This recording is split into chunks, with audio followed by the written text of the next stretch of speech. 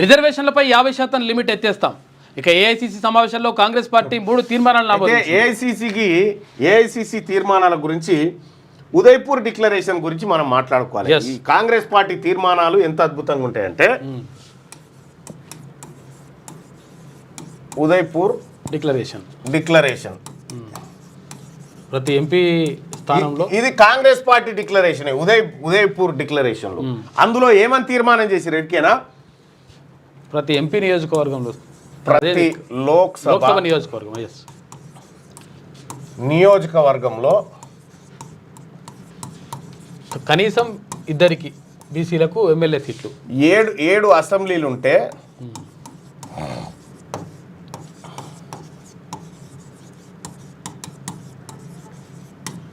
2 స్థానాలు బీసీలకు ఖచ్చితంగా ఇవ్వాలి. మినిమం అది. ఇగో ఇది పెట్టిరు ఉదయపూర్ డిక్లరేషన్లో 7 ఒక పార్లమెంట్ సెగ్మెంట్లో లోక్సభ సెగ్మెంట్లో 7 అసెంబ్లీ స్థానాలు ఉంటే 2 బీసీలకు ఖచ్చితంగా ఇవ్వాలి అనేది ఉదయపూర్ డిక్లరేషన్లో. ఇప్పుడు ఈడ ఏది వీళ్ళే మళ్ళా ఈ కాంగ్రెస్ పార్టీ అధినాయకత్వమే డిసైడ్. ఇంకా రెండోది ఏం చేసిరు, ఒక్క ఇంట్లో నుంచి ఒకరే, ఇద్దరికి ఇవ్వడానికి వీలు లేదు. ఒక ఇంటి నుంచి ఒకరికి మాత్రమే టికెట్. ఇది ఉదయపూర్ డిక్లరేషనే. ఈ ఉదయపూర్ డిక్లరేషన్లో ఒక ఇంటి నుంచి ఒకరికే టికెట్ అంటే జానారెడ్డి ఇంట్లో 2, కోమటిరెడ్డి ఇంట్లో 2, ఉత్తమ్ కుమార్ రెడ్డి ఇంట్లో 2. ఇట్లా పదవులు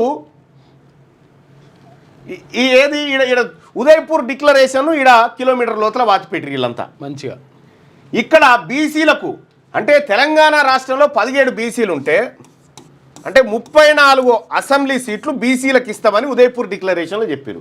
ఇచ్చింది 21 మినిమం తక్కువ ఇచ్చింది 21. ఆ 21లో కూడా డబిల్పురా, చార్మినార్, మలక్పేట. ఇగో ఇది ఇలా నిక్కచ్చిగా ఏది ఇప్పుడు అసెంబ్లీ స్థానాలు 7 లోక్సభ పరిధిలో ఉంటే 2 బీసీలకు ఇస్తామని చెప్పి మోసం చేసింది ఉదయపూర్ డిక్లరేషన్. మరి ఎందుకు రాసుకుంటారు గీంత దానికి రాసుకున్నాడు ఎందుకు, మీరు కూసునుడు ఎందుకు, చర్చ ఎగబెట్టేదానికి చర్చలు ఎందుకు, అంతే ఎగబెట్టడానికి. ఒక ఇంటి నుంచి ఒక్కరికే అంట్రీ ఏది మరి. ఇప్పుడు ఇంకో ఒక్క ఇంటి నుంచి ఒకే పదవి కాదు. ఇప్పుడు ఆయన రాజగోపాల్ రెడ్డి గారు మునుగోడు ఎమ్మెల్యే, వెంకర్ రెడ్డి గారు నల్గొండకి ఎమ్మెల్యే, నల్గొండ కాదు ప్రపంచానికి ఆయన. ఆ తర్వాత ఆయనకు మంత్రి పదవి, మళ్ళీ ఈయనకు మంత్రి పదవి. ఇక ఇంత అద్భుతం మన కాంగ్రెస్ పార్టీ. ఈ ఉదయపూర్ డిక్లరేషన్ అమలు చేసేందుకే దిక్కు దివానం లేదు. ఇప్పుడు కొత్తగా మళ్ళా రిజర్వేషన్లపై 50% లిమిట్ ఎత్తేస్తాం. ఇక్కడ నేను చెప్తా ఉన్నా, చెప్పు 50% లిమిట్ ఎత్తేస్తాం. బీసీలు ఎంత ఉన్నారో అంత ఇవ్వాలి వాళ్ళకంటారు. బీసీలు ఎంత ఉన్నారో ఇప్పుడు ఈ రిటైర్ అయిన వాళ్ళని తీసేస్తే వీళ్ళకి బీసీలు లేరుగా, ఓన్లీ అగ్రవర్ణాలులే. ఇక్కడ ఎన్ని రావాలి మీరు చెప్పిన లెక్కన రాహుల్ గాంధీ గారు? బీసీలకు రావాల్సింది ఎంత? ఇక్కడ రావాల్సింది 81 సీట్లు అనుకో. 80లో కనీసం వీళ్ళు చెప్పిన 42% అయినా కూడా 50% పెట్టుకున్న 40 సీట్లు అయితే బీసీలకు రావాలి. రాలే 56.33 అన్నారు కదా మీరు, అంత రావాలి. ఇక అంతేందుకు ఇప్పుడు 6 మంత్రి పదవులు ఉన్నాయి కదా, ఈ 6 కన్నా 50% సీలింగ్ ఎత్తేసి చూపెట్టు. ఈ 6 మంత్రి పదవుల కాడ ఇవి బీసీలకు రావాల్సిన మంత్రి పదవులు కదా, బీసీలకు ఆ సీలింగ్ ఎత్తేసి చూపెట్టరు సాలిగా.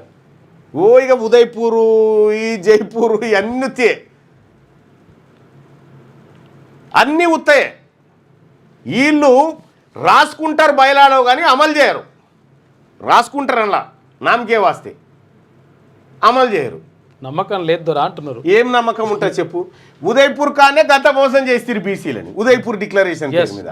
వాస్తవం. ఈ పైపెచ్చు బీసీ లీడర్లు ఎవరైతే ముఖ్యులు ఉన్నారో వాళ్ళకి టికెట్లు కట్ చేశారు. ఇక్కడ మధు యాష్కి గౌడ్ ఎక్కడ ముఖ్యమంత్రికి పోటీ వస్తాడని ఆయన ఫస్ట్ లిస్ట్ లో రాకుండా నాన్సీ సెకండ్ లిస్ట్ లో ఇచ్చి ఆయన ఓడగొట్టారు. చాలా అంటే ఈ కుట్రలన్నీ మనం తెలుసుకునే వరకాల ఎలక్షన్ అయిపోతుంది. కానీ ఇక రిజర్వేషన్లపై 50% లిమిట్ ఎత్తేస్తాం, మంచిది.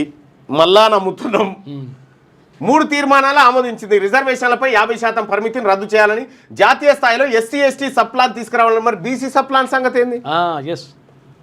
సంపద అందరికి పంచుతానుగా జనాభా దామాష ప్రకారం జనాభా ఆధారంగా బడ్జెట్లో నిధులు కేటాయి. మరి బీసీలకు సంబంధించినటువంటిది ఏది? బీసీలకు చేయకపోగా ఈడబ్ల్యూఎస్ కోటాకు ఓటేసి వచ్చి తిరిపోయి.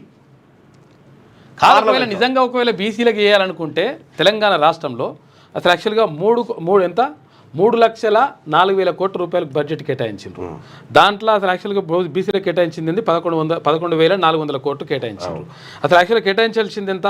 ఇప్పుడు ఎస్సీలకు సంబంధించి 40,000 కోట్లు కేటాయించారు. అంటే ఎస్సీ జనాభా మనం అంటే అసలు వాళ్ళకి 100% దక్కాల్సిందే. ఎస్సీల జనాభా ప్రకారం ఎస్సీలకు, ఎస్టీల జనాభా ప్రకారం ఎస్టీలకు, బీసీల జనాభా ప్రకారం మాత్రం బీసీలకు దక్కలేదు. ఈ బీసీల జనాభా అంతా సంపద అంతా వాళ్ళ దగ్గర పెట్టుకుంటా ఉన్నారు. మన బీసీలకు రావాల్సినటువంటి సో ఏంటంటే సొమ్ము మనదే, అది ఓట్లు మనయే, అన్ని మనే, కుర్చీ కానించి అన్ని మనయే. కుర్చీల వాళ్ళని తెచ్చి కూర్చుని పెట్టి భజన చేస్తా ఉన్నాం. అట్లా వేసుకుంటే 1,20,000 కోట్ల రూపాయల బడ్జెట్ కేటాయించాలి కనీసం. తక్కువ ఏకాన పైసలు మీరు గుర్తుపెట్టుకోరి. మీకు రాజకీయంగా ఆలోచన లేకపోతే మనం ఏం చేస్తాం? ఇప్పుడు మాకు కార్పొరేషన్ పెట్టు, మాకు ఇది ఏమొస్తుంది?